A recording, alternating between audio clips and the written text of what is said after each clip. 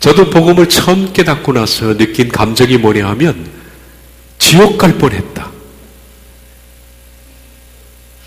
두려움이 먼저 밀려오기 전에 이런 생각이 듭니다. 지옥 갈 뻔했구나. 그런데 수많은 사람들이 지금 그렇게 살고 있습니다. 본인은 구원받은 줄 알고 있습니다. 너무 많습니다. 이건 자신은 구원받은 줄 알아요. 제가 생각하기에는 본인이 구원받은 줄 아는 사람들 중에서는 거의 절대 다수가 구원과 무관합니다. 구원과 무관합니다.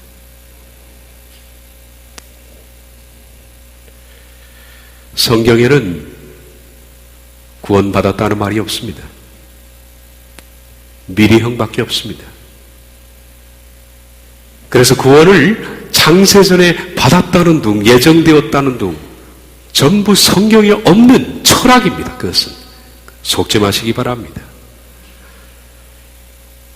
지난주에 이어서 구원을 받았다는 사람들의 성경이 얼마나 잘못됐는지 해석을 해나가도록 하겠습니다. 궁극적 견인, 하나님께서 창세전에 택하여 놓은 사람을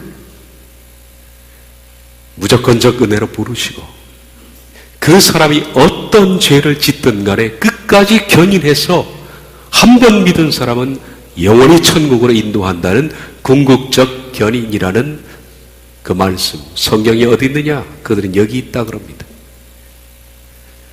로마서 11장 29절, 하나님의 은사와 부르심에는 후회하심이 없느니라. 그런데 이 말씀은 미안합니다만은 전혀 관계없는 말씀입니다. 전혀 관계없는. 궁극적 견인은 성경에 없습니다. 이 말씀의 뜻을 살펴보도록 하겠습니다. 웨스트민스터 신앙고백서 신도교 제17장에 성도의 견인 교리를 입증하는 대표 기절로 말씀드린 로마서 11장 29절이 사용되고 있습니다. 계속 말씀드리지만은 창세전에 하나님께서 예정해 놓으신 사람을 궁극적으로 견인하는 성경 규절이라면 조건이라는 것은 있을 수 없죠. 조건은 네가 이렇게 하면 내가 이렇게 한다는 조건입니다. 궁극적 견인은 하나님의 일방적인 선택과 하나님의 일방적인 견인으로 이루어지기 때문에 조건은 있을 수가 없습니다. 그러나 이 말씀을 보면 조건입니다. 결론을 먼저 말씀드리자면 그러므로 이 말씀은 궁극적 견인에 관한 말씀도 아니고 따라서 궁극적 견인을 주장할 수 있는 뒷받침되는 규절이 아니다라는 거예요. 먼저 후회하심이 없느니라. 하나님의 은사와 부르심에는 후회하심이 없느니라.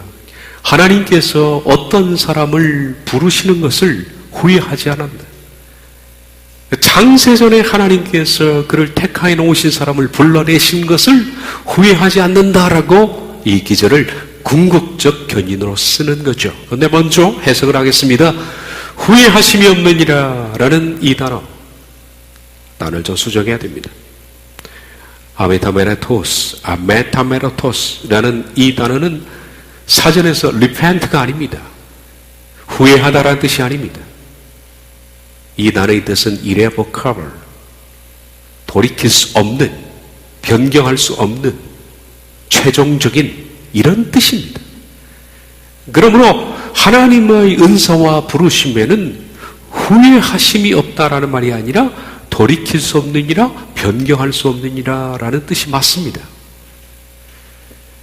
NIV 성경에서는 이렇게 번역하고 있습니다. 하나님의 은사들, 선물들과 그의 부르심은 바로 번역하고 있죠. irrevocable, 돌이킬 수 없느니라, 후회할 수 없느니라 이렇게 말합니다. 하나님의 선물과 은사, 여기서 은사라고 번역되어 있는 이것은 선물입니다. 우리가 은사 그러면은 신령한 어떤 것으로 많이들 생각하지 않습니까? 근데 선물입니다. 하나님의 선물로 주시는 것과 부르심, 이것은 돌이킬 수 없다, 변경할 수 없다, 최종적이다, 하나님께서는 돌이킬 수 없는 결정을 하셨다라는 뜻입니다. 지난 시간에 말씀 쭉 들어왔던 것처럼 문맥이라는 것을 무시해서 한 문장만 떼서 해석을 하면 완전히 엉터리가 나온다라고 말씀드렸습니다. 이 문장 하나만 딱 떼면 전후좌우 다 무시하고 말이죠. 성도의 결인교리가 맞다라고 생각이 들 겁니다. 이 문장 앞에 구원이라는 전제를 딱 달면 영락없이 맞습니다. 해볼까요? 하나님의 은사와 부르시면 후회하심이 없느니라. 구원이라는 것에 있어서 전제 달면 하나님께서는 한 사람을 구원시키는 데 있어서 내려주시는 선물과 또 그를 부르시면은 후회하심이 없다. 그럴듯합니다. 딱 맞죠? 그러니까 하나님은 한 번 예정해 놓은 사람이 아무리 깡패 같은 짓을 해도, 한 번 예정한 사람이 믿음이 시들해도, 이것 보니까 믿는 것도 아니고 안 믿는 것도 아니고 그냥 썬데이 처치맨인데, 그래도 그냥 입술로 하나님을 나의 구주로 고백하고 십자가를 알고 뭐 천국적도 알고 그렇게 살아가는, 대충 살아가는 크리스찬들을 하나님이 불러내셔서 구원시키는 데는 후회함이 없다. 그럴듯하게 맞아 들어갑니다. 얼마나 위로가 됩니까, 이것이. 중간에 있는 이 부분이 캘빈주의자들의 변입니다. 이렇게 말합니다. 한 번 구원하시기로 작정하셔서 구원을 선물로 주시는 것. 은사 말이에요. 선물로. 그리고 그 선물로 주신 구원을 이루기 위해서 그분이 콜링 하시는 것, 부르시는 것. 이 부르시는 것에 있어서는 하나님은 변경할 수가 없다. 취소할 수가 없다. 왜?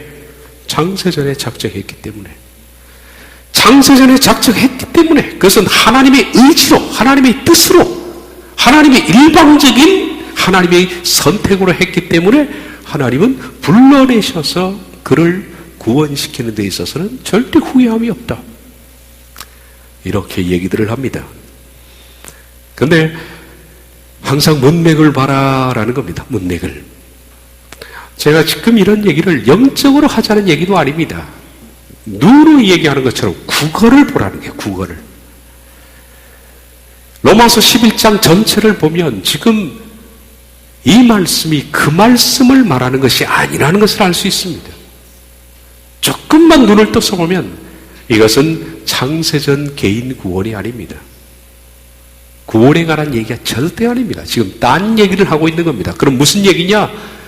창세기 11장 전체는 조금 이따 보겠습니다만은 모든 인류에 대한 하나님의 구속사적인 경륜이라는 것은 계획이죠. 어떤 식으로 해서 하나님께서 모든 인류를 구원하고 싶다는 하나님의 구속자적인 스케줄이에요.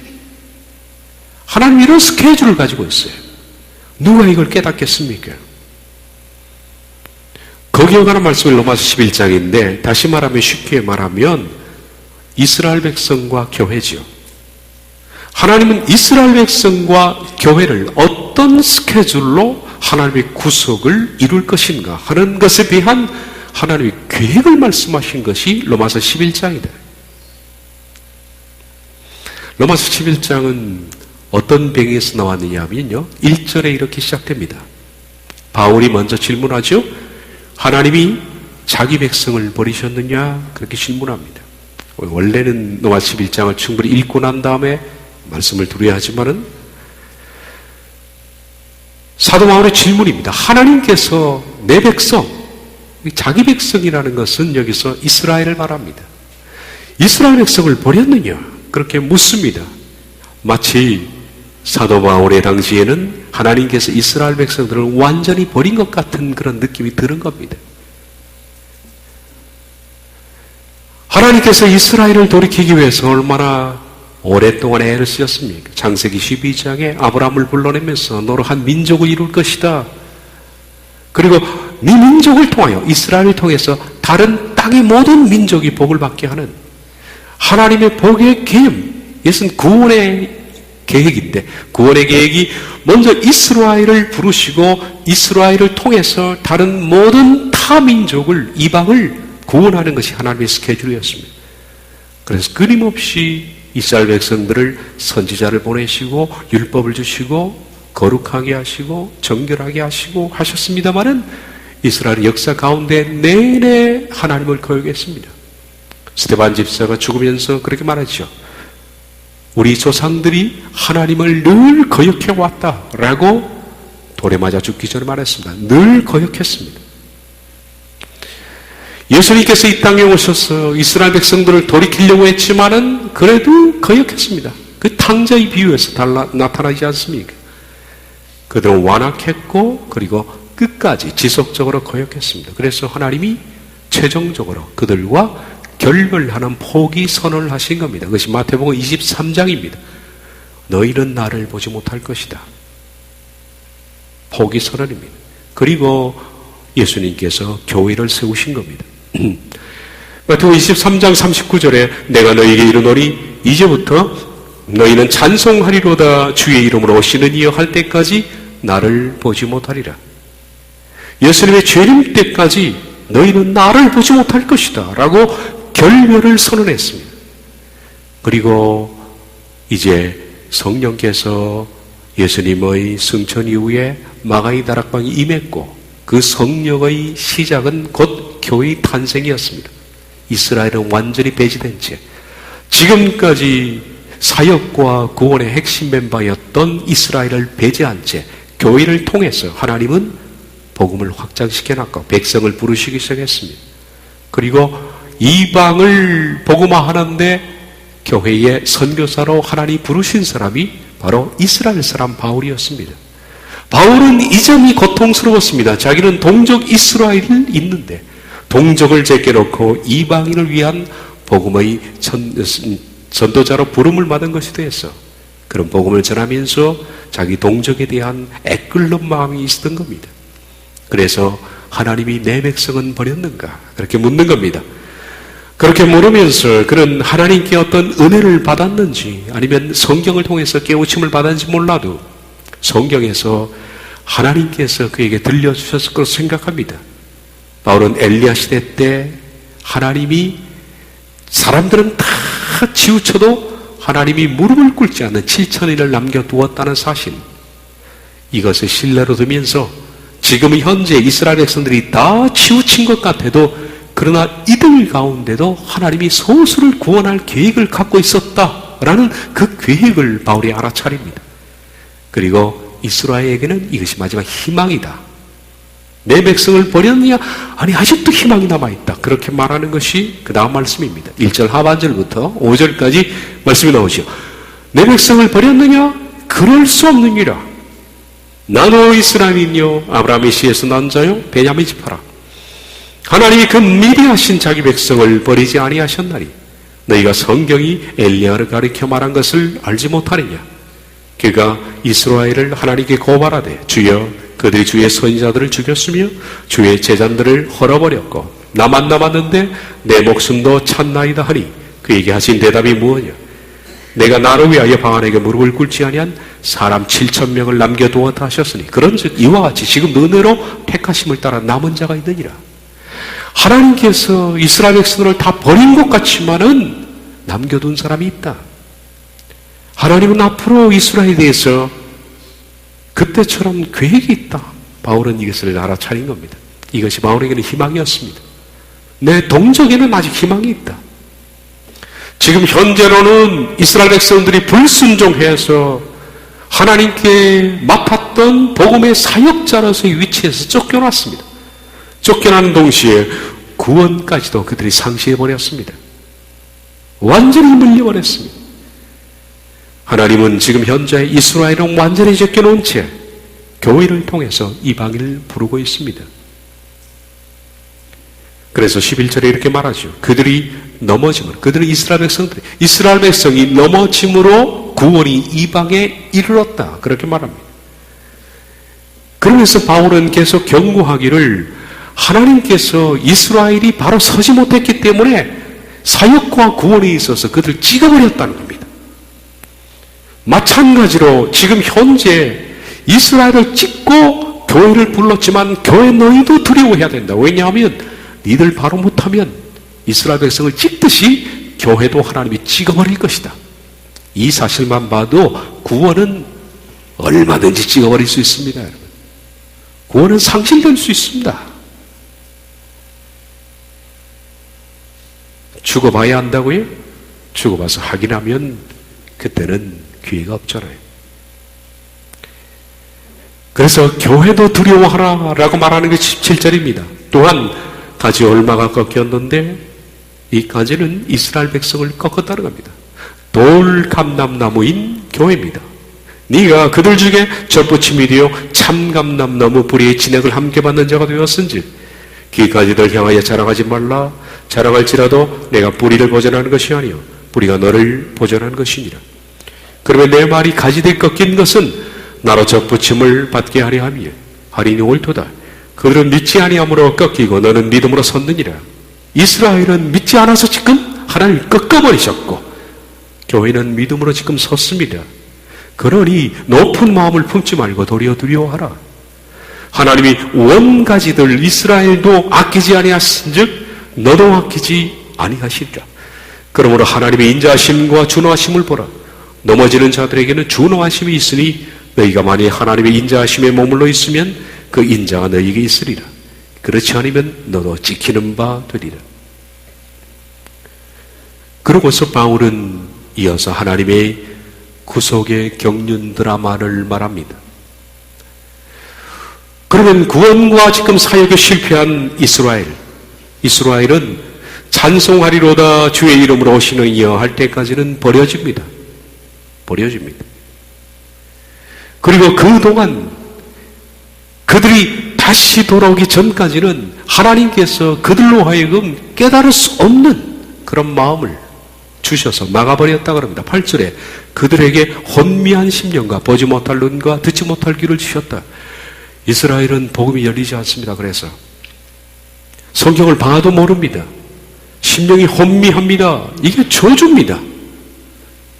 봐도 보지 못하고 들어도 듣지 못하는 소경이요 귀머거리 상태로 지금 남아있습니다. 이런 말씀처럼 현재 영적인 눈이 완전히 감겨 있습니다. 그런데 이스라엘이 감겼다고 해서 하나님의 구속의 역사가 멈추느냐? 그렇지 않습니다. 하나님은 모든 백성을 불러내시는 구속의 역사는 쉬지 않고 계속하십니다. 이스라엘이 없으면 이스라엘 대신해서 교회를 세우시고 교회를 통해서 하나님께서는 계획하신 어떤 충만한 수를 부를 계획을 가지고 있습니다. 그런데 이 수가 얼마인지는 아무도 모르죠. 미스터리입니다. 하나님께서 계획하신 교회를 통해서 부를 수가 있습니다. 얼마가 될지 모르지만 그 수가 꽉 차는 상태가 충만한 수입니다. 이 교회의 충만한 수가 꽉 찬 다음에는 마지막 때 이스라엘에게 마치 엘리야 시대 때 다 치우쳤지만 바울에게 무릎 꿇지 않는 7천을 남겨둔 것처럼 소수지만은 하나님의 이스라엘 백성을 그때서 부를 것이다. 그런 계획을 지금 말합니다. 교회가 충만한 수가 꽉 찬 다음에 교회는 마감시키고 다음 넥스트 이스라엘이 복음으로 넘어간다. 교회가 마감되는 것이 들림일 것 같습니다. 하나님께서 자기 백성을 끌어올리신 다음 교회는 이 세상에 더 이상 가치가 없습니다. 그 다음에 이스라엘에게 구원의 역사가 넘어갑니다. 그러므로 환난기를 얘기하는 사람들은 환난기 때 구원을 얻을 것인가? 그래서 개인적인 일인지가 잘 모르겠습니다만은 성경적으로 보면 이방인은 더 이상 기회가 없습니다. 그때는. 이것을 바울은 신비라고 말합니다. 신비. 무스테리온 비밀입니다. 형제들아 너희가 스스로 지혜 있다 하면서 이 신비를 너희가 모르기를 원치 아니하노니 이 신비는 이방인의 충만한 수가 들어오기까지 이스라엘의 도로는 우둔하게 된 것이라. 아까 말했죠. 혼미한 심령, 보지 못하는 눈, 듣지 못하는 귀를 주셨다 그렇지 않습니까? 그때 열리는 겁니다.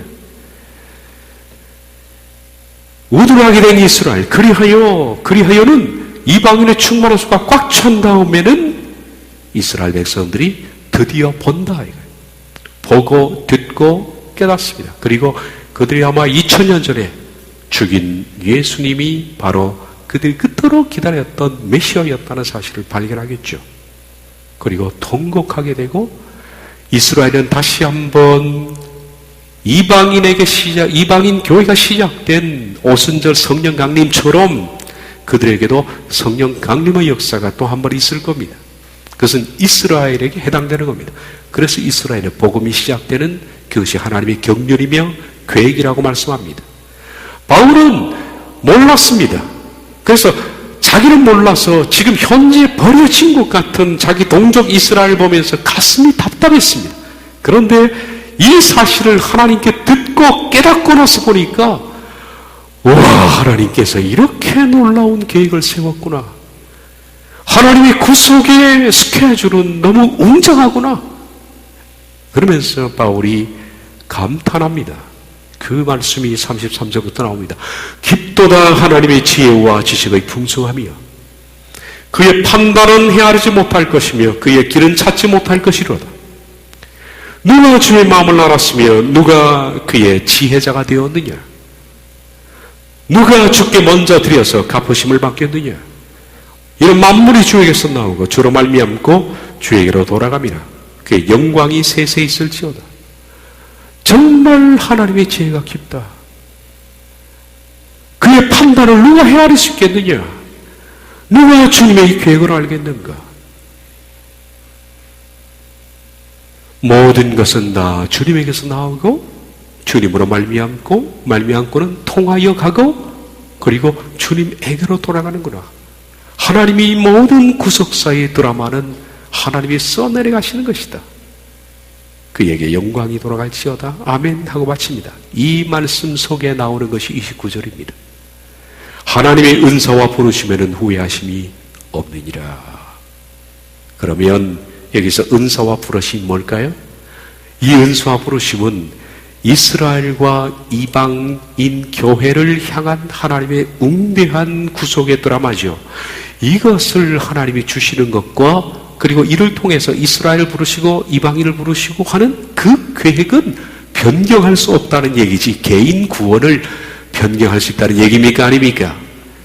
왜 엉뚱한 얘기를 하는 겁니까?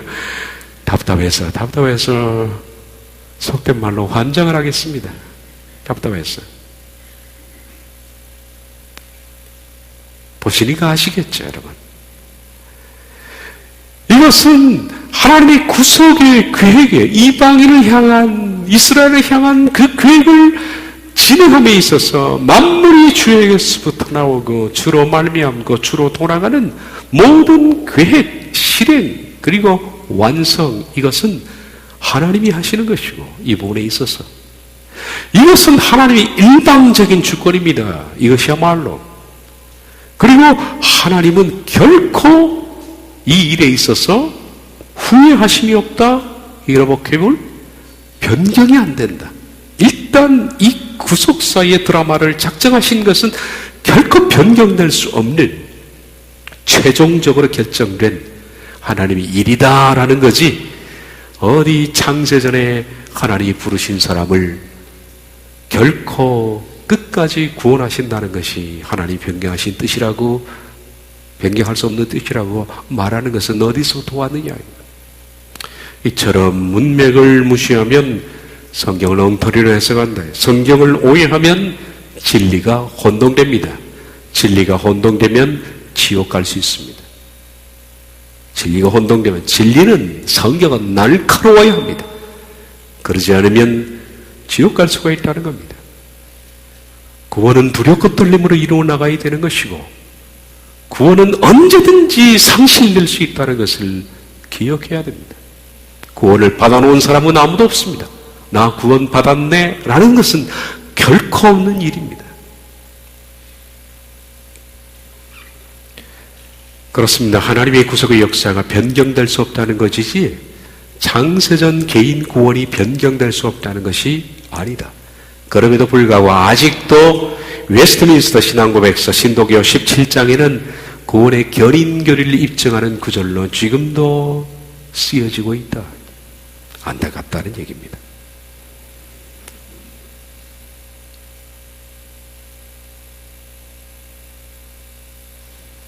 빌립보서 1장 6절도 마찬가지로 궁극적 견인을 입증하는 성경 기절로 사용됩니다. 너희 안에 착한 일을 시작하신 이가 그리스도 예수의 날까지 이루실 줄을 우리는 확신하노라. 내가 한 번 예수님을 고백했으면 천국 간다는 성경이 어디 있습니까? 라고 물으면 이 기절 될 겁니다. 너희 안에 착한 일을 시작한 그분이 이루시지 않느냐. 그걸 확신하라. 구원의 확신.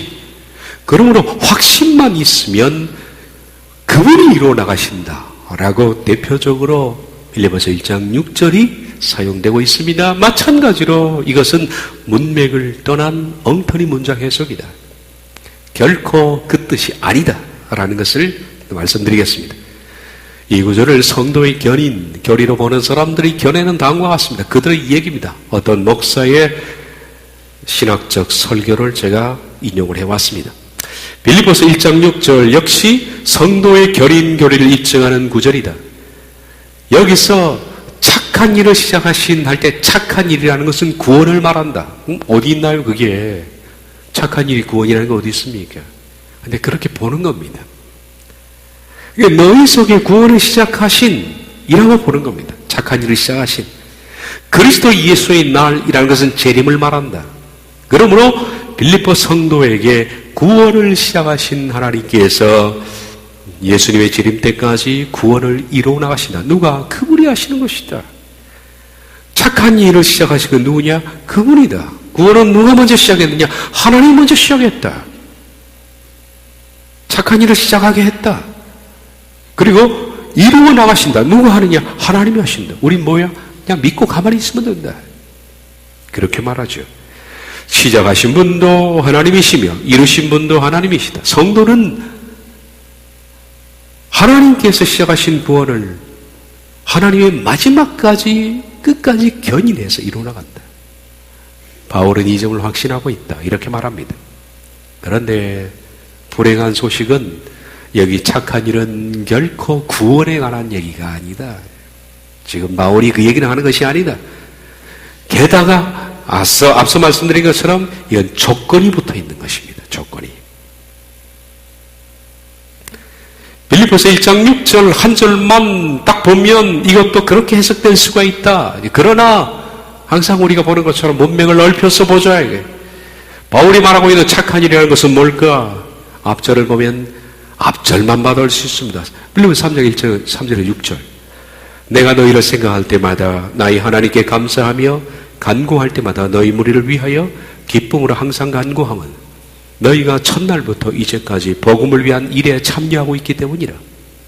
그러고 나오는 말씀이 너희 안에 착한 일을 시작하신 이가 그리스도 예수 날까지 이루실 줄을 우리는 확신하노라 라고 말합니다. 그럼 여기서 착한 일을 시작했다네. 착한 일이 뭡니까? 착한 일이라는 것은 여기 앞설 보면 내가 너희를 생각할 때마다 나의 하나님께 감사하며 간구할 때마다 너희 무리 빌립보 성도를 위하여 기쁨으로 항상 간구한다. 나는 빌립보 성도만 너희를 생각하면 나는 기쁘다. 왜냐하면 첫날 내가 너희를 만날 때부터 해서 지금 이 편지를 쓰는 날까지 너희들이 복음을 위한 일에 참여하고 있기 때문이다. 너희가 복음을 위해서 참여하고 있다는 그 얘기를 듣고 나는 너무 기쁘다. 너희 안에 착한 일을 시작하신 뭡니까? 복음을 위한 일에 참여하는 일을 시작하신 이가 그리스도 예수의 날까지 이루실 줄을 우리는 확신하노라. 착한 일이라는 것은 구원이 아니라 복음을 위한 일에 참여하는 것입니다. 이건 국어예요. 이건. 그럼 복음을 위한 일이라는 것이 뭘까? 복음을 위한 일에 참여한다라고 있는 참여라는 그 자체가 코이노니아입니다. 이 말은 많이 들어봤을 겁니다. 교제라는 뜻도 쓰여지죠. 참여. 코이노니아의 뜻의 사전적 정의는 다음과 같습니다. 어떤 교제를 기초로 해서, 그러니까 너와 내가 교제하는 것을 기초로 해서 서로 사귐으로서 말이죠. 사귐으로만 끝나는 것이 아니라 어떤 공통적인 필요성을 함께 나누는 겁니다. 쉐어링하는 겁니다. 공통적인 필요성이 뭡니까? 이건 이 사람에게는 있고 저 사람에게 없는 거. 나는 있고 네가 없는 것, 이런 것들을 서로 공급을 해주는 겁니다. 어떤 사람은 영적인 것을 공급해주고, 어떤 사람은 물질이 공급해주고, 마음이 풍성한 사람들은 외로운 사람들에게 좀 쉐어링 해주고, 이게 코이노니아입니다. 코이노니아는 서로 상호간에 없는 것을 보충해주는 겁니다. 그래서 성도들은 교제하라라는 그 뜻이 그겁니다. 우리 반갑고 그냥 악수하고 하하거리고 맛있는 거 먹고 그런 게 아니라 서로 간에 결핍된 것을 채워나가는 것이 코이노니아입니다. 그리스도 안에서 서로 사랑의 교제를 나누며 서로의 관심사인 복음을 전하는 일에 영적, 정신적, 물질적인 것을 공유하는 것, 이 자체가 코이노니아입니다. 사도 바울은 이 빌립보서를 쓸 때 바울은 옥중에 있었습니다. 그래서 빌립보서가 뭡니까? 옥중서신이라 그렇게 부릅니다. 옥중에 갇혀서 바울은 마음이 많이 외로웠을 겁니다. 근데 옥중에서 들리는 얘기를 들어보니까 지금 디도라는 사람이 와서 그에게 전해주는데, 너무 감사한 일은 빌립보 성도들이 자기가 복음을 뿌리고 지금까지 돌아왔는데 어떻게 된지 모르지만은 전해오는 소식에 들은 얼마나 그들이 복음에 참여하는 일에 같이 하고 있다는 얘기를 하는지 몰라요. 이게 바울에는 너무 기쁘다는 겁니다. 그래서 내가 첫날부터 지금까지 들리는 소문으로는 너희가 서로 코이노니아가 잘 되고 있다는 얘기를 들었다. 나는 이것이 너무나 기쁘다라고 말합니다. 빌립보 성도들이 복음을 전한 뒤에 서로 물질을 서로 나누고, 없는 사람을 좀 챙겨주고, 외로운 사람을 좀 돌봐주며, 서로 간에 보충을 해가며, 서로 간에 이렇게 섬겨가며 말이에요. 이런 변함없이 그리스도 안에서 서로 사랑의 교제를 나누며, 그러면서 복음이 점점 풍성해지는 일에 있어 서로 공유하기 때문에 바울은 이것을 착한 일이라고 불렀습니다. 다시 봅니다. 빌립보서 1장 6절, 너희 안에 착한 일을 시작하시니 복음 안에서의 교제, 코이노니아를 시작하신 이가 그리스도 예수의 날까지 이루실 줄을 우리는 확신하노라. 그러면 확신하노라라는 이 뜻도 먼저 해석한다면 빌립보서 1장 6절이 확 들어오게 될 겁니다. 확신하노라라는 페이포도스라는 단어는 이런 뜻을 가지고 있습니다. 이것은 어떤 진실적인 사건에 대해서 납득이 간다, 설득이 간다, 이 뜻입니다. 가만히 들어보니까, 가만히 알아보니까, 아, 이해가 가는군요. 그게 페이포도스입니다. 전에는 좀 이해가 안 갔는데 내가 당신의 말을 다 듣고 보니까 아, 이제 납득이 되네요. 설득이 되네요. 아, 페이포도스. 그게 페이포도스입니다. 납득이 갑니다 라는 뜻입니다. 그러므로 이것은 이런 말입니다. 여러분들 안에 이같이 선한 일, 서로 코이노니아를 시작하신 분께서 그리스도 예수의 날까지 완성해 나갈 것이라는 설득이 되어집니다. 나는 그것이 납득이 되어집니다 라는 뜻입니다. 다시 말하면 여러분들이 이런 식으로 복음 안에서 서로 나누고 쉐어링을 하며 서로 돌봐주고 서로 공급해주며 서로 사랑해 나가며 이런 일들을 계속해 나간다면 나는 앞으로 여러분들이 구원의 완성으로 향할 것이라는 확신이 갑니다. 구원의 완성이 확신되었다는 것이 아니라 나는 확신이 되어가는 것 같습니다. 여러분이 이런 식으로만 자라간다면 그 사이에 만약에 이런 식으로 자라지 않으면 안 되겠죠. 이런 식으로만 계속 성장해 나간다면 나는 여러분에게 구원이 이루어질 것이 설득이 되어지네요. 확신이 되어지네요. 이런 뜻입니다. 이것이 어떻게 궁극적 견인입니까? 아니죠? 이해가 되십니까? 안 돼도 갑니다. 개인 예정론은 성경에 없습니다, 여러분. 장세전에 예정해놓은 거 없으니까 이 점에 있어서는 절대 자신감을 갖지 마십시오. 그리고 절대 안도하지 마십시오. 두려워해야 합니다. 구원은 두렵고 떨림입니다. 다시 같이 읽어볼까요? 빌립보서 2장 12절 시작. 두렵고 떨림으로 구원을 이루라. 구원을 이루어 나가는 사람의 특징은 두렵고 떨림입니다. 이것이 없는 사람은 결코 두렵고 떨림이 없이는 구원을 이루어 나가지 못할 겁니다. 여러분들이 지금 구원의 길을 걷고 있다는 방증이 뭐냐? 두려움과 떨림이 있습니다. 말씀드렸죠? 두려움이라는 것은 뭡니까? 내적인 떨림. 떨림이라는 것은 외적인 떨림입니다. 안팎이가 떨리는 거예요. 내 존재가 떨리고, 그리고 내가 일을 결정하고 뭘 하나 사고 뭘 하나 결정하고 사람을 만나는 모든 것에 있어서 외적인 떨림까지 오는 거예요. 그분이 어떻게 보실 것인가? 이런 들고 떨림이 없이는 구원의 길로 나갈 수 없습니다. 예정된 사람은 없습니다. 아무도 하나님은 창세전에 이미 구원하기로 예정할 사람을 만들어 놓지 않았습니다. 개인 예정론은 성경에 없습니다. 창세전에 각 한 사람을 예정했다는 것. 이것은 지금까지 우리가 쭉 보아오지만은 앞으로 보겠습니다만은 성경을 잘못 해석한 성경 곡해의 결과지 성경에 그런 것이 없다. 성경에서 창세전에 딱 한 사람만 예정되어 있습니다. 바로 예수님입니다. 그래서 오직 예수님만이 예정된 분이지 예수님을 제외하고는 어떤 사람도 예정된 사람이 없다.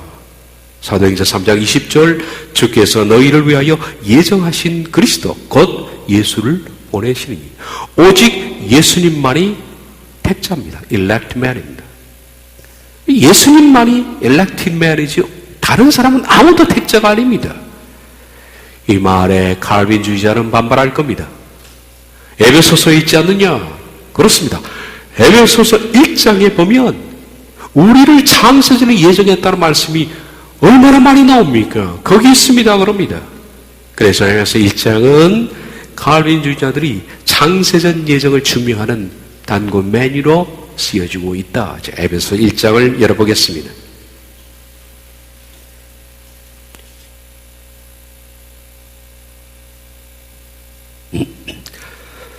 3절부터 14절을 봅니다. 찬송하리로다 하나님 곧 우리 주 예수 그리스도의 아버지께서 그리스도 안에서 하늘에 속한 모든 신령한 복을 우리에게 주시되 곧 창세전에 그리스도 안에서 우리를 택하사 나오죠? 창세전에 우리를 택했다. 우리로 사랑 안에서 그 앞에 거룩하고 흠이 없게 하시려고 그 기쁘신 뜻대로 우리를 예정하사 예수 그리스도로 말미암아 자기 아들들이 되게 하셨으니 이는 그가 사랑하시는 주 안에서 우리에게 거저 주시는 바 그의 은혜의 영광을 찬송하게 하려는 것이라. 우리는 그리스도 안에서 그의 은혜의 풍성함을 따라 그의 피로 말미암아 속량 곧 죄 사함을 받았느니라. 이는 그가 모든 지혜와 총명을 우리에게 넘치게 하사 그 뜻의 비밀을 우리에게 알리신 것이요 그의 기뻐하심을 따라 그리스도 안에서 때가 찬 경륜을 위하여 예정하신 것이니 하늘에 있는 것이나 땅에 있는 것이 다 그리스도 안에서 통일되게 하려 하심이라. 모든 일을 그의 뜻의 결정대로 일하시는 이의 계획을 따라 우리가 예정을 입어 그 안에서 기업이 되었으니 이는 우리가 그리스도 안에서 전부터 말하던 그 영광의 찬송이 되게 하려 하심이라. 그 안에서 너희도 진리에만 쓴 것 너희의 구원의 복음을 듣고 그 안에서 또한 믿어 약속의 성령으로 인치심을 받았으니 이는 우리 기업의 보증이 되사 그 얻으신 것을 속량하시고 그의 영광을 찬송하게 하려 하십니다. 여기서 1장은 이처럼 창세전에 우리를 그리스도 안에서 택하셨다라는 말씀이 나옵니다. 그래서 이것은 창세전 예정을 지지하는 귀절로 많이 쓰입니다. 과연 그럴까요? 우린 혼동하고 있습니다. 눈을 씻고 찾아봐도 에베소서 3장 1장 3절부터 14절까지에 여러분 개개인을 예정했다는 나의 개인 예정은 없어요. 나라는 말은 없습니다. 3절부터 14절까지는 우리라는 단어만 12번 나옵니다. 하나님께서 우리를 예정하신 거지 너를 예정하신 것이 아니에요. 너라는 단어가 딱 한 번만 있어도 저는 이거 다 내립니다. 그리고 다 버립니다. 그래 칼빈주의로 돌아가겠습니다. 그러나 눈을 씻고 찾아봐도 12번 우리밖에 없습니다. 다시 말해 하나님의 창세전에 그리스도 안에서 우리라는 것은 어떤 겁니까? 막연한 공동체입니다. 너희라고 할 때는 복수죠. 너희 할 때는 확실한 공동체입니다. 우리라고 할 때는 좀 막연합니다. 바울이 만약에 에베소서를 쓸 때 에베소 교인들을 향해서 창세전에 그리스도 예수 안에서 너희를 택하사, 그러면 개인 예정이 맞습니다. 딱 지목해 주잖아요. 그런데 왜 에베소 성도에게 쓰면서 너희라 그러지 않고 우리라 그럴까요? 우리는 너희를 포함해서 막연한 공동체거든요. 이것은 개인이 아닙니다. 다시 말하면 우리라는 단어는 그리스도의 피로 앞으로 속량할 교회 공동체를 말합니다. 교회를 말합니다. 그러므로 이 단어를 교회라 바꿔 읽어도 됩니다. 다시 한번 읽어볼까요? 찬송하리하다 하나님 곧 우리입니다. 우리라고 부릅니다. 우리 주 예수 그리스도의 아버지께서 그리스도 안에서 하늘에 속한 모든 신령한 복을 우리에게 주시되 곧 창세전에 그리스도 안에서 우리를 택하사 우리로 사랑 안에서 그 앞에서 거룩하고 흠이 없게 하시려고 극히 보신 뜻대로 우리를 예정하사 예수 그리스도로 말미암아 자기 아들들이 되게 하셨으니 이는 그가 사랑하는 자 안에서 우리에게 거저 주시는 바 그의 은혜의 영광을 찬송하게 하려는 것이요 우리는 그리스도 안에서 그의 은혜의 풍성함을 따라 그의 피로 말미암아 성령 곧 제사함을 받았느니라. 이는 그가 모든 지혜와 총명을 우리에게 넘치게 하사 그 뜻의 비밀을 우리에게 알리신 것이라. 전부 우리만 나와 있습니다. 우리 계획을 따라, 이의 계획을 따라 우리가 예정을 입어 그 안에서 기업이 되었으니 이는 우리가 그리스도 안에서 전부터 바라던, 우리라는 것은 바울이 자기도 포함될 것을 믿었겠지만은 하나님께서 구속의 계획을 세우실 때 하나님을 믿는 백성들을 만드실 공동체를 생각합니다. 그것이 우리입니다. 다시 말해 우리는 믿음의 요구에 합당한 사람들로 이루어질 하나님의 자녀 공동체며 바로 하나님께서는 창세전에 교회를 예정하셨다는 것이지 한 사람을 예정했다는 것이 아니다. 바로 그 교회에 합당한 부름을 받는 사람은 누구냐? 믿는 자다. 그 믿는 자는 뭐가 믿는 것인가 하는 것은 다음에 말씀드리겠습니다. 믿는 것은 인식의 문제일까? 아니면 삶의 전반적인 문제일까 하는 거예요. 이해하는 것, 복음을 아는 것, 교회 다니는 것, 십자가 도를 아는 것, 인식의 문제가 믿음일까?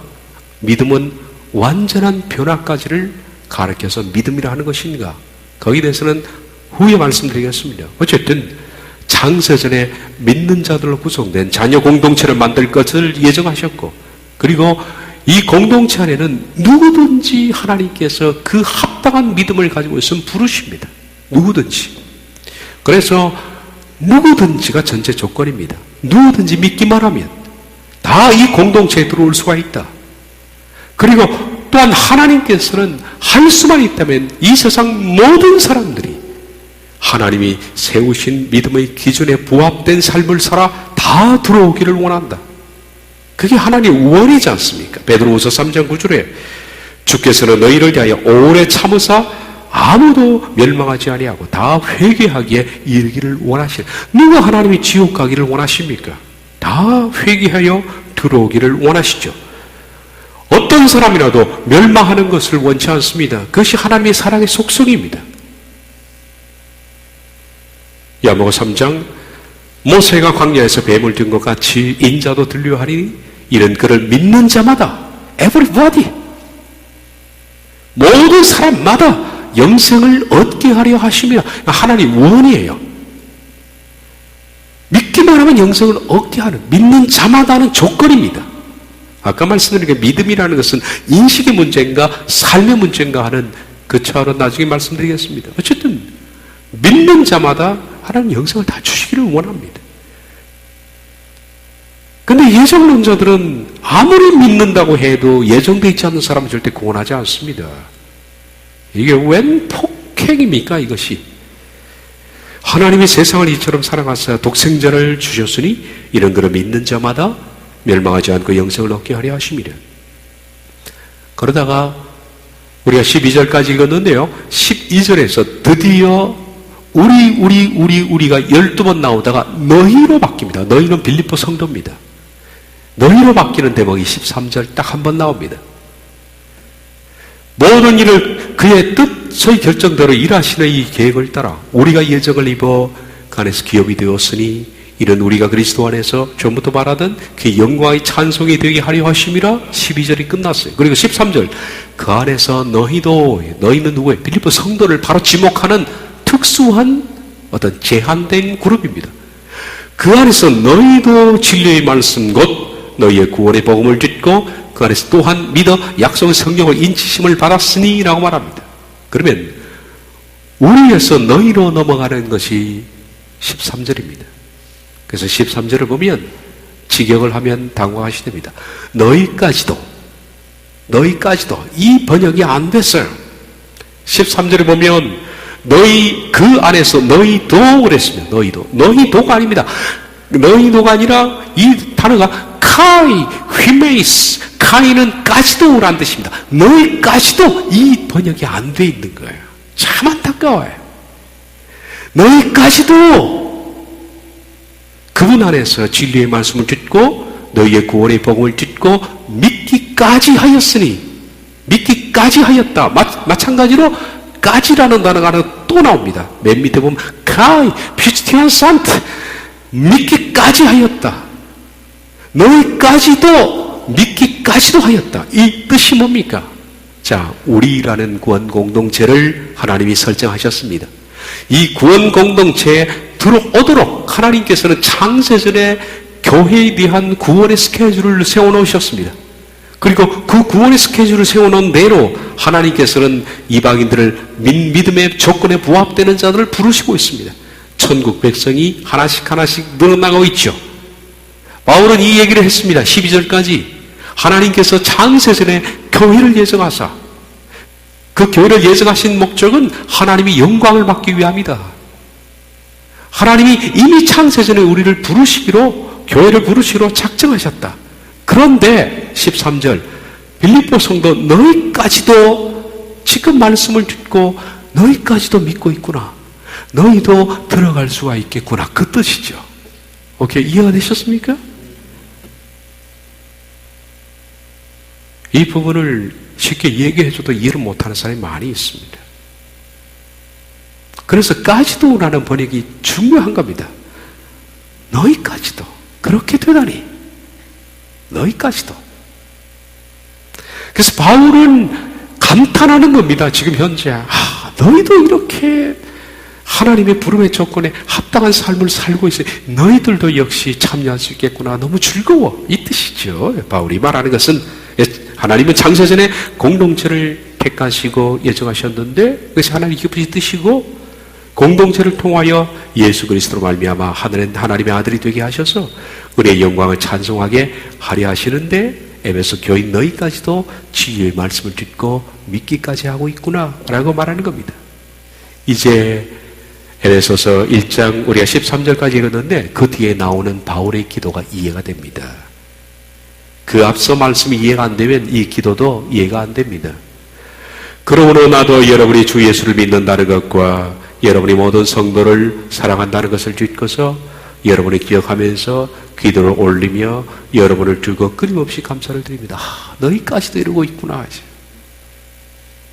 너희까지도 주를 믿고 있고 너희까지도 성도를 사랑하고 있고 이런 것들을 나는 들으면서 너무 감사하고 있다. 우리 주 예수 그리스도의 하나님 영광의 아버지께서 지혜와 계시의 영을 여러분에게 주셔서 아버지를 알게 하시고 여러분의 마음의 눈을 밝혀주시기를 빕니다. 그리하여 하나님께서 여러분을 부르셔서 여러분에게 주신 그 소망이 무엇인지 이 말씀을 잘 보십시오. 여러분을 부르셔서 여러분에게 주실 그 소망이 무엇인지 하나님께서 성도들에게 주신 상속의 영광이 얼마나 풍성한지 하나님께서 우리 믿는 사람에게 강한 힘으로 활동하는 그 능력이 얼마나 큰지를 여러분이 알게 되기를 바랍니다. 무슨 뜻입니까?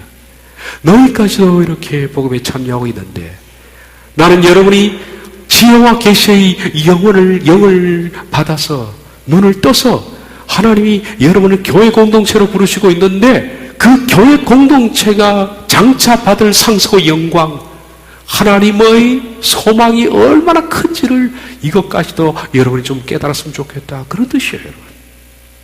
바울의 원이 창세전에 예정된 우리 공동체입니다. 그러므로 우리 공동체는 창세전에 예정되어 있습니다. 창세전에 그리스도 안에서 우리를 택하사, 교회를 택하사, 교회로 사랑 안에서 그 앞에서 거룩하고 흠이 없게 하시려고 그 기쁘신 뜻대로 교회를 예정하사 그리스도 예수로 말미암아 자기의 아들들이 되게 하셨으니 우리가 과연 교회에 들어갈 수 있을까요? 앞으로 이루어질 하나님의 이방인과 이스라엘 민족들로 이루어질 하늘의 천상 공동체, 히브리서 11장의 믿음의 선조들과 함께 들어갈 수 있는 그 소망과 하나님의 은혜가 있는 그 영광의 나라에 과연 우리가 들어갈 수 있을까요?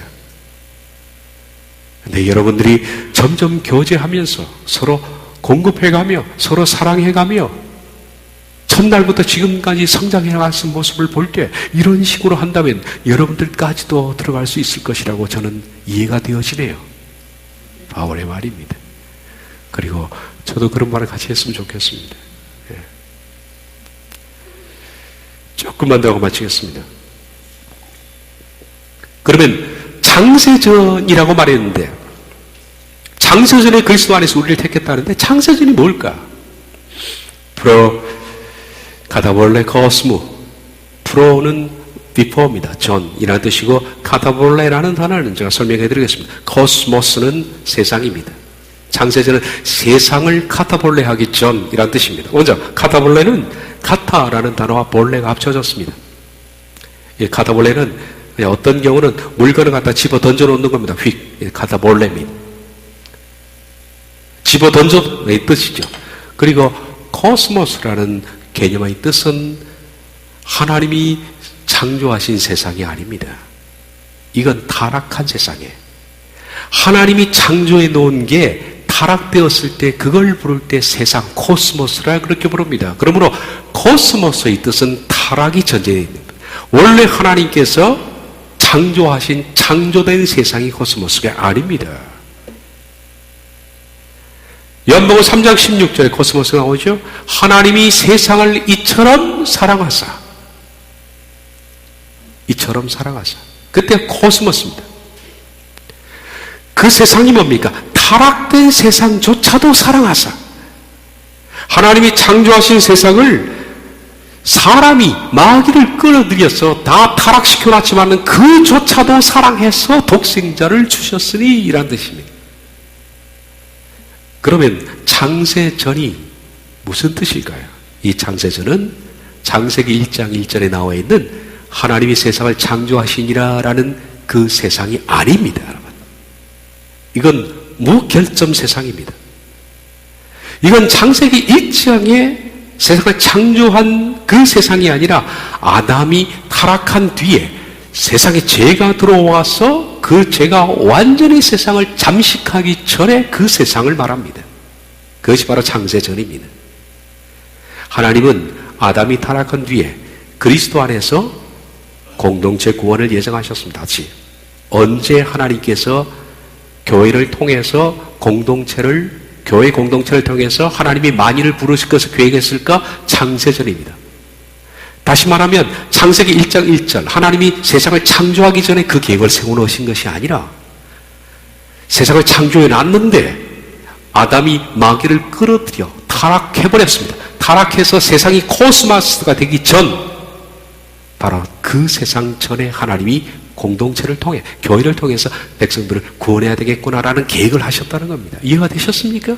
그래 하나님은 창세기 1장 1절 전에 교회를 택해 놓았다 그러면 하나님은 교회가 사람들이 타락할 것까지도 예정해 놔야 되지 않습니까?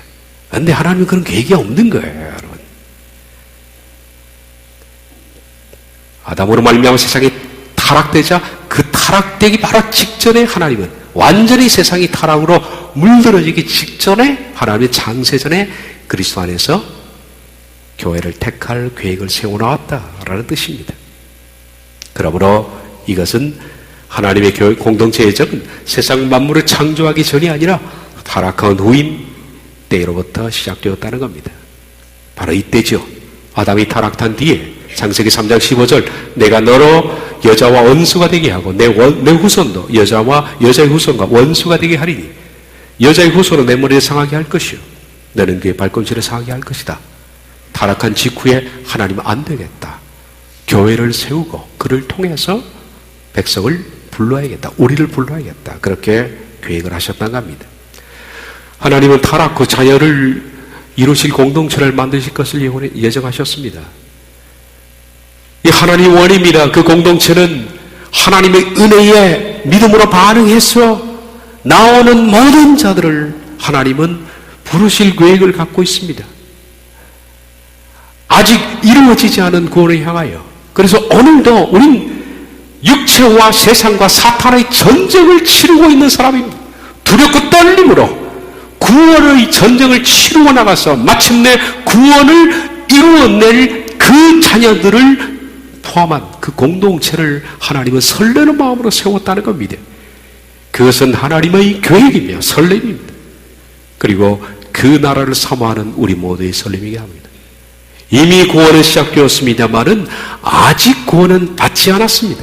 그래서 우리들은 이미와 아직 사이에 존재하면서 바울처럼 표대를 향하여 내가 이미 구원을 얻었다 함도 아니요 아직 이루었다 함도 아니고 단지 표대를 향하여 달려가서 마침내 구원을 이루어낸 사람들, 그 사람들은 가장 소중한 것을 놓치지 않기 위해서, 가장 소중한 것을 놓치지 않기 위해서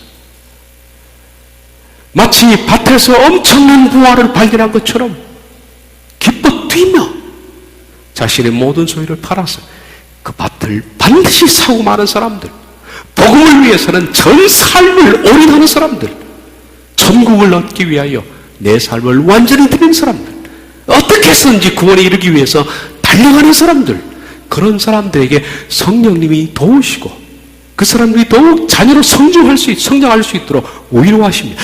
이런 사람들이 이루어 나갈 공동체가 자녀 공동체입니다. 바울이 말합니다. 너희에게 눈을 밝혀서 이런 사람들이 이루어질 공동체에 대한 소망이 무엇이며 그의 힘을 강력으로 역사하심을 따라 믿는 우리에게 베푸신 하나님의 능력이 지극히 크심을 알게 하기를 원하오라. 장차 이런 시간이 올 겁니다.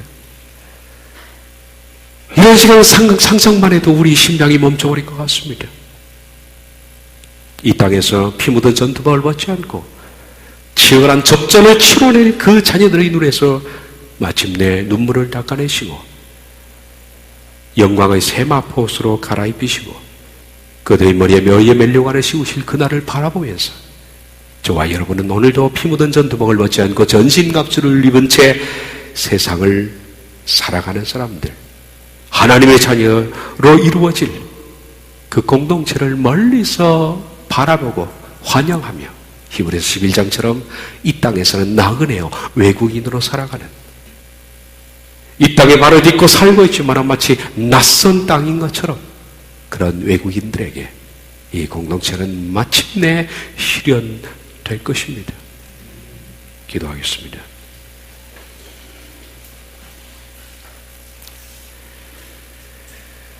마침내 하나님의 자녀 공동체가 이루어지는 그날을 향하여 오늘도 쉼없이 전신갑주를 취하여 투쟁하고 싸우고 정욕과 탐심과 세상과 마귀를 물리치며 마침내 열매를 이루어 나갈 우리들이 다 되게 해 주옵소서. 예수님의 이름으로 기도하옵나이다. 아멘.